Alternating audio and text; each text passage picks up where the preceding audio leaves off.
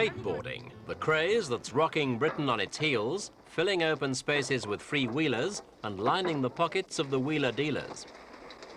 Only months since the sport gathered pace, 2 million boards are in action, everywhere from crowded shopping areas to empty swimming pools. And it's easy to see why.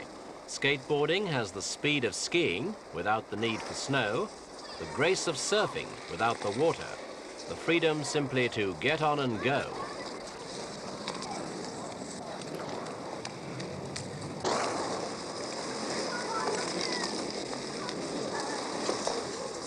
For city kids, this is the way to tame the concrete jungle, to conquer the pavements and parking lots. A sport of the future, though skateboarding's by no means new. It started in the early 60s when surfing was riding high in the United States. When conditions weren't right out at the beach, the California surfing set looked for the next best thing. They screwed roller skate wheels under their surfboards and skateboarding was born.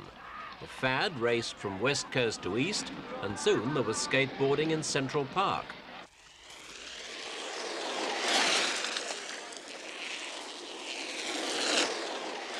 Racing downhill was only stage one. Skateboarding rolled on from sport to art form as display teams sprang up. Now the comparisons were not only with skiing and surfing, but ballet too.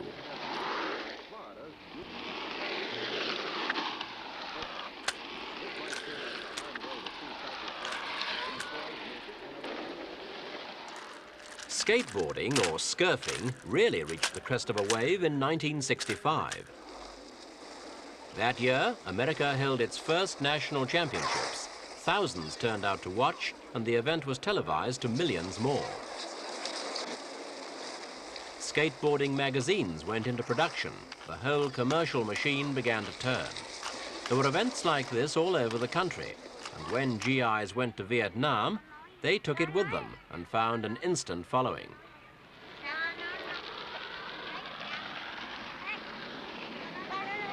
In Vietnam, there was plenty of room for the sport, but it was running into trouble in congested areas back home. The antics of fans in Los Angeles caused clashes with pedestrians, and the media, which had once done so much to oil the wheels of skateboarding, now started to put the brakes on. The skateboards themselves had also reached the end of the line. Wheels of iron or clay and decks of wood were the order of the day. Their design led to accidents and limited their versatility, primitive by the standards of today.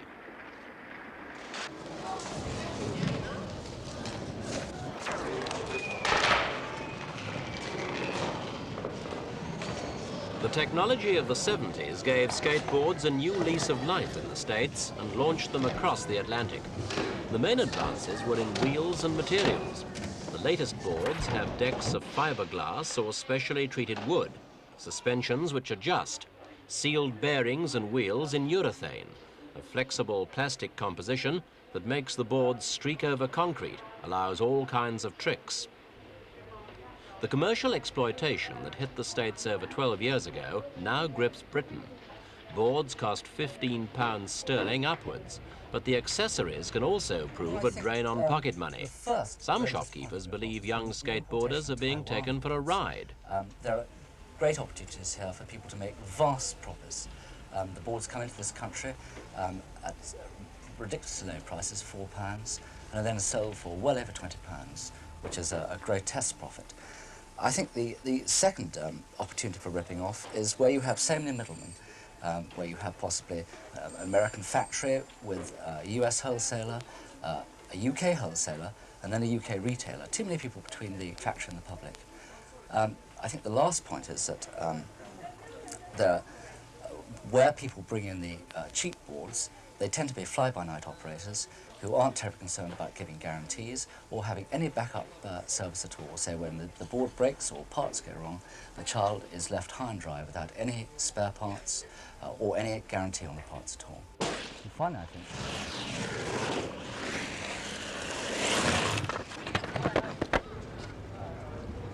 Business whiz kids keen to cash in on the craze are building special areas for skateboarders.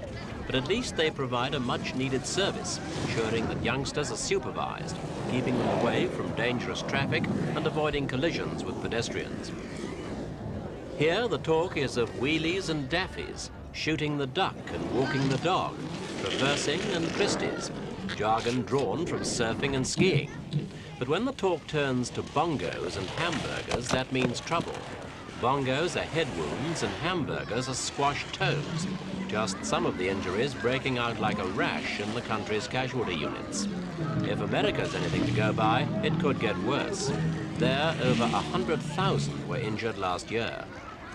Britain was unprepared for the skateboard craze, and throughout the country, facilities are woefully inadequate. Some are convinced the boom will continue and skateboarding has come to stay.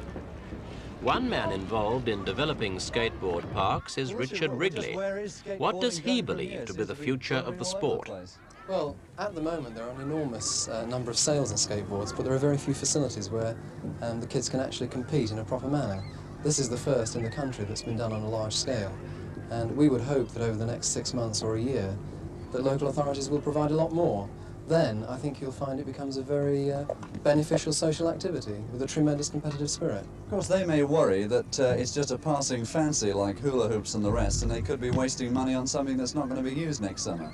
I don't think so. In the States, it's been going for 15 years, and it's just really now beginning to boom. In the last year, 100 parks have been built. And I think also, skateboarding has got things that roller skates and ice skates don't have. It gives the kid a complete sense of freedom. He can tuck it under his arm and scoot away.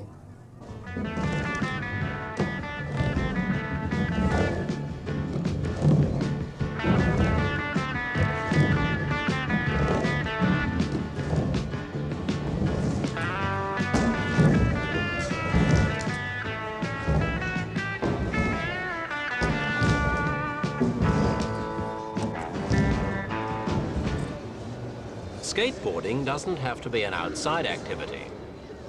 A skateboard jumping contest held in London showed you only need a few yards of space indoors to have some fun.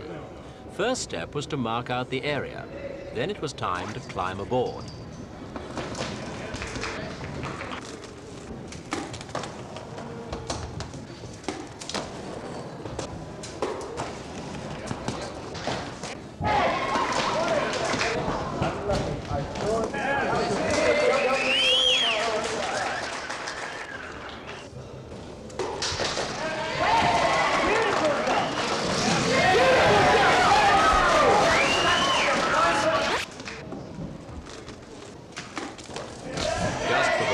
That 8 feet 3 inches was mightily beaten. Now the record stands at over 10 feet, but that didn't happen without a few falls first.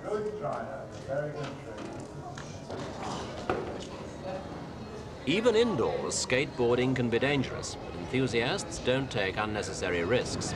Sooner or later, everyone falls off, so it's just as well to wear protection. Pads at knees and elbows are a must, for they can make all the difference between a bruise and a fracture. Just as essential, a helmet. They cost about £6 sterling a time, but it doesn't pay to scrimp, since a common way to fall is head over heels. Skateboarding gloves are very special, with metal inserts to support the vulnerable wrists. So common are accidents in America that doctors are trying to get the sport banned. It hasn't come to that in Britain, and generally skateboarders are very safety conscious. In fact, part of the appeal seems to be dressing up. To a youngster, that gear looks so dramatic.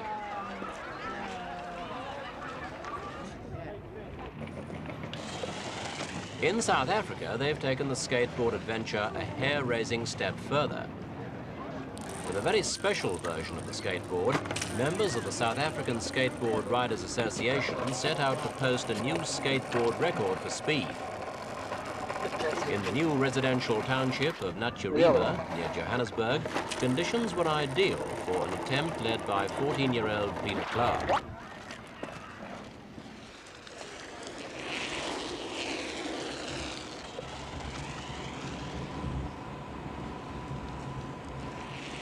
Peter was out to beat the existing record of 56.5 miles an hour set by a Californian boy. And as he drew level with our camera car, we checked him at 64 miles an hour, which meant we were all breaking the local speed limit. In fact, Peter went on to better the record by 10 miles an hour. Skateboard jumping, racing, slalom, freestyle. What will they think of next? Already there are skateboards with motors and skateboards with sails. If it hasn't reached you yet, watch out. The skateboard invasion is coming.